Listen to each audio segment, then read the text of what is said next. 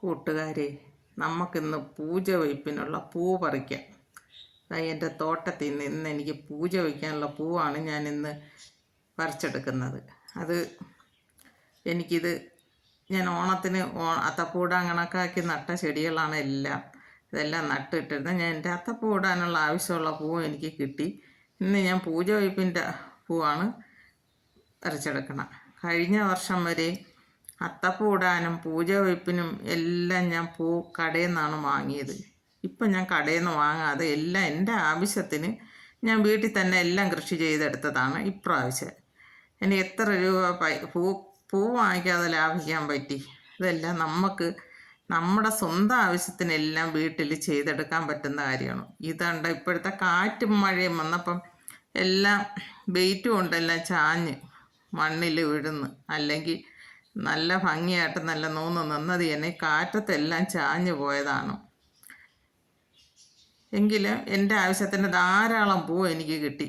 നമ്മളെ വീട്ടിൽ നട്ട് വളർത്തുന്ന പൈസ കൊടുത്ത് വാങ്ങിച്ചാലും കുറച്ച് ഇതിൻ്റെ നാലിലൊന്നുമല്ല നമുക്ക് വാങ്ങാൻ പറ്റൂല. ഇത് നമ്മളെ ഇഷ്ടത്തിന് ഇഷ്ടം പോലെ പറിക്കാൻ പറ്റും. നമ്മളെ കൂട്ടുകാർക്ക് കൊടുക്കാൻ പറ്റും. എല്ലാത്തിനും നമ്മളെ ഉണ്ടാക്കിയ ചെടിയിൽ ഇതൊരു നാടൻ ചെണ്ടുമല്ലി. നാടൻ ചെണ്ടുമല്ലി എന്ന് പറയണത് ഞാനെല്ലാം പറഞ്ഞ് പഠിച്ചതെന്ന് പറഞ്ഞാൽ സൂര്യാന്തി പൂവെന്നാണ് പറഞ്ഞ് പഠിച്ചിട്ടുള്ളതാണ്.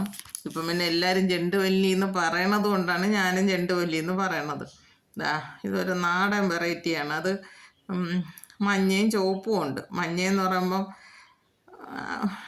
സാധാ മഞ്ഞ. അതേസമയം ഇപ്പം വേറെ ഒരു മഞ്ഞ ഉള്ളതാണെങ്കിൽ ഇത് എന്ന് പറയുമ്പോൾ കൃഷിഭവനിൽ നിന്ന് കിട്ടിയ ഒരു പൂവാണ്. പക്ഷെ അതിൻ്റെ മഞ്ഞ വേറെ ഒരു കളർ മഞ്ഞ. അങ്ങനെ എല്ലാം ഇത്തിരിച്ച കളർ വ്യത്യാസമുണ്ട്. ഇത് കണ്ട മരിച്ചിനിക്ക് ഒരു മൂട് കമ്പ് ഈ കവർ വെച്ചാണ് മൂടി മരിച്ചിന് നട്ടതാണെന്ന് വെച്ചാൽ പന്നി എടുക്കാതെയും പെരിച്ചാഴി കൊണ്ടാതിരിക്കാൻ വേണ്ടി അങ്ങനെ മൂടി വെച്ച് എൻ്റെ ചുറ്റിനാണ് ഞാനിത് ഈ തൈ നട്ടേക്കണം. ഈ സൂര്യാതീര അത് കൃഷിഭവനിൽ നിന്നാണ് എനിക്കിപ്പം 75 തൈ വരെ കൃഷിഭവനിൽ നിന്ന് കിട്ടി. ആ തൈയാണ് ഞാനിത് എൻ്റെ മലക്കറി തോട്ടത്തിലാണ് ഞാനിതെല്ലാം വെച്ചേക്കണം. മലക്കറി തോട്ടത്തിലെന്ന് പറയുമ്പം നട്ടേക്കണ എല്ലാ ഐറ്റവും ഉണ്ട്. മുളകും വെണ്ടയും എല്ലാം നട്ടേക്കണതിൻ്റെ ഇടയിലാണ് ഞാനിത് നട്ടത്. അപ്പോൾ കാര്യം എന്തെന്ന് പറഞ്ഞാൽ ഇതിൻ്റെ കീടങ്ങൾ കൂടുതൽ വരുമ്പോൾ ഈ പൂവിൽ വന്നിരിക്കും.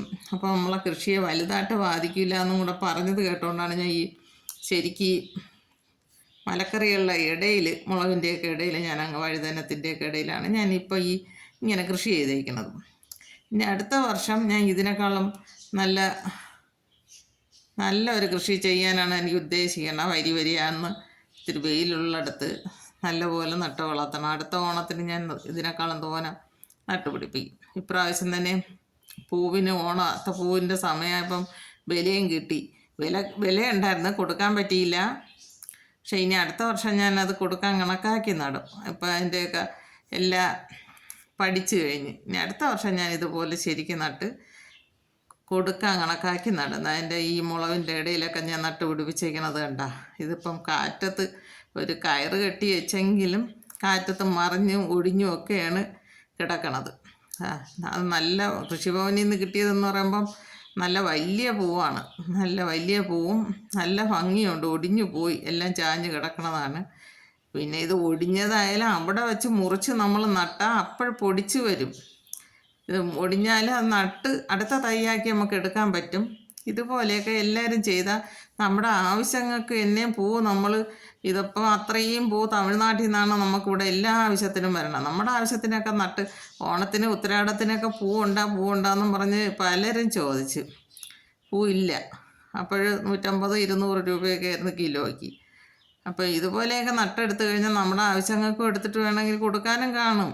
എന്തായാലും ഇപ്രാവശ്യം ഞാനത് കുറച്ച് കിട്ടിയത് മാത്രമേ നട്ടുള്ളൂ. അടുത്ത വർഷം ഞാനിനി അതിനു വേണ്ടി കൊടുക്കാൻ കണക്കാക്കി നട്ടെടുക്കും. ഇതുപോലെ എല്ലാവർക്കും ചെയ്തെടുക്കാൻ പറ്റണതാണ്.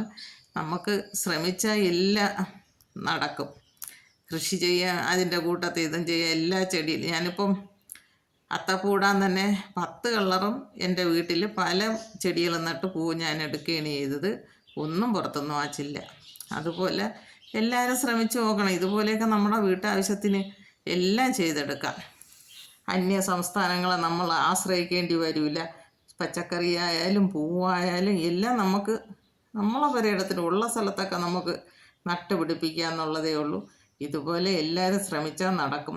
ഇതൊന്നും വലിയ പാടുള്ള ജോലിയേ അല്ല. നമ്മൾ ഒന്നും അല്ലെങ്കിലും ഒരു മുളക് നട്ടേക്കുന്നതിൻ്റെ മുട്ടിൽ ചെന്ന ഈ വഴുതനം നട്ടതിൻ്റെ മൂട്ടിൽ വരെ ഇത് പൂ നട്ടിട്ടുണ്ട്. വഴുതനത്തിൻ്റെ മൂട്ടിലും മുളകിൻ്റെ മൂട്ടിലും എല്ലാം. എൻ്റെ ഈ വീഡിയോ എല്ലാവർക്കും ഇഷ്ടമായെങ്കിൽ ലൈക്ക് ചെയ്യണം, ഷെയർ ചെയ്യണം, സബ്സ്ക്രൈബ് ചെയ്യണം. ഇന്ന് പറിച്ച പൂവാണിത്.